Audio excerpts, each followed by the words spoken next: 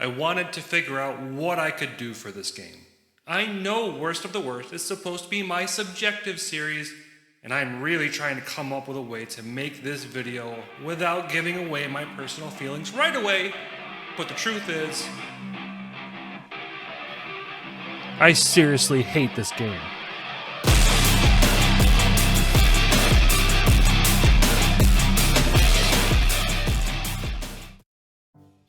if you are new to the Worst of the Worst, or even my channel, I am Adam the Horror Historian, and we are going through my gaming collection and pitting 8 games against each other to determine what is the worst game that I own. And I mentioned in the last video that we have some real bangers on that list. I mean, we started this whole thing out with Fester's Quest. Here's a little bit of lore about this game. I hate it. This is the first game we have talked about where I've come into it for the video already hating it. This game is a reboot of a reboot. I have never actually played the original. I know someone calling themselves the Horror Historian not playing one of the most pivotal games in horror history is a complete shame. Listen, we all have our issues, but I have played this piece of garbage and the one that came before it called The New Nightmare, which may be on Season 2 of Worst of the Worst, I'm not quite sure yet. I didn't remember a ton about this game when it was released. I do remember hearing on a podcast somewhere that someone really liked it. I want to say that was Chris Grant. I'm not really sure. He was on the Joystick podcast or one of the side shows that they had going on. I remember him talking very fondly about this game. He went on to be the editor-in-chief over at Polygon for years, so take that as you will. Keep in mind, this is the same site that somehow ranked Andor as the best piece of Star Wars media made.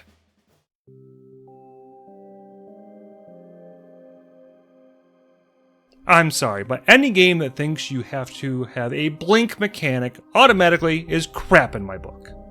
I really hate this idea, and when I did a playthrough for this before, I was furious over it.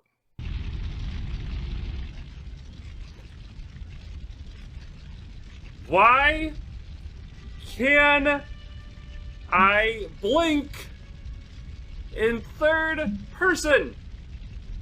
I even did a Worst of the Worst video on this game, but it was for the Wii before I really knew what I wanted this series to be. The version I'm covering in this episode is the PS2 version, and it's significantly better than the Wii version, but wow. In this game, you can play in both first and third person perspective, though none of these are actually fleshed out very well. There's a lot of gameplay to deal with: fire, light, dealing with the fissures that are appearing all over the place. The one idea that they use that I can get behind is the fire mechanics, like setting a chair on fire in order to figure out the best way to move in a dark room. It's a really cool idea, but when your title says Alone in the Dark, and from when I played you are rarely alone, and a big mechanic is lighting up areas, I feel like maybe we lost the plot a little. I'm aware that the first game wasn't exactly the darkest of atmospheres, but that game had better vibes than this one. I really need to play it.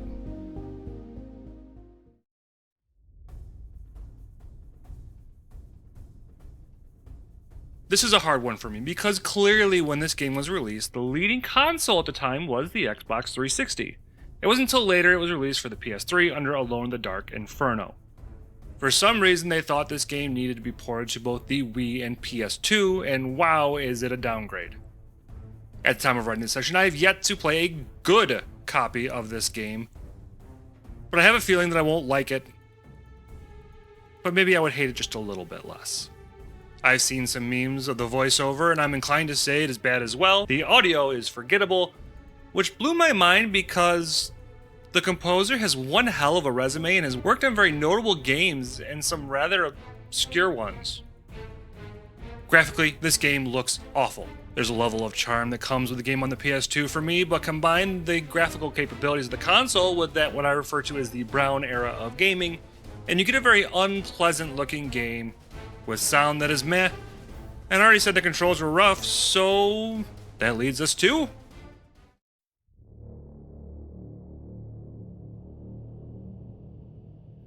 well, I really have no idea where to start here because I didn't finish this game at all.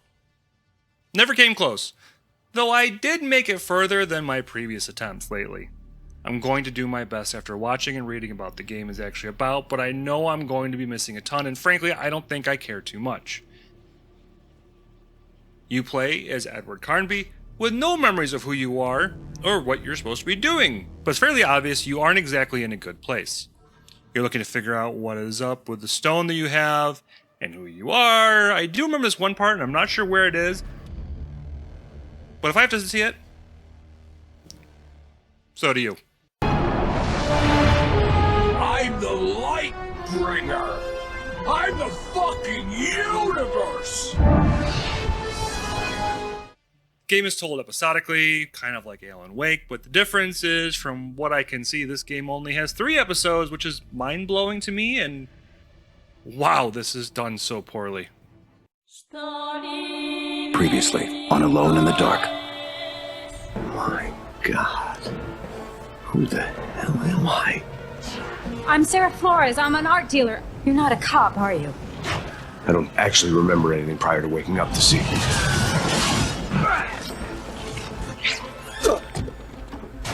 Edward, he doesn't recognize me.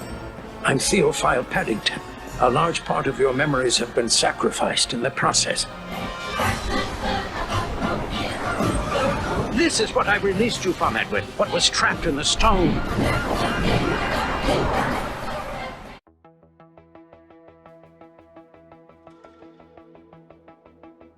Oh my God, where do I even start with this one? This game feels terrible. I know some people who like the game will say something like I need to play the 360 or Inferno version of the PS3 to really get a good feeling for this. And I'm sure the game is better, but that's not what we're talking about.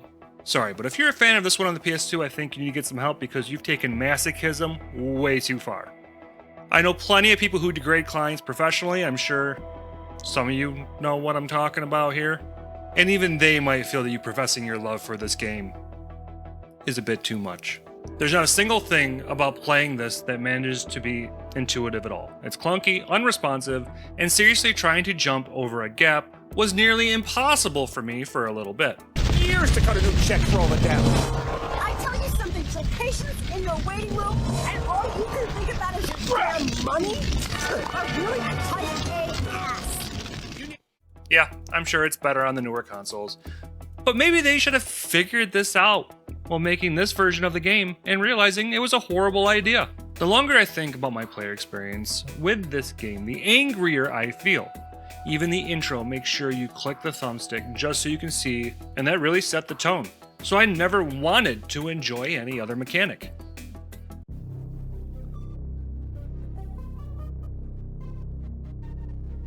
I can't keep myself even remotely objective with this one. I really do hate this game. There's not a single positive thing I can say about it, and frankly, if you didn't see this coming, you clearly haven't spent any time around me at all. So, Alone in the Dark is the newest frontrunner for the worst of the worst, and with not many more in this season, this is going to be a hard one to beat. That being said, instead of working with another reboot or a remaster, we're working with a spiritual successor in the next video, and one I kind of worry no one remembers.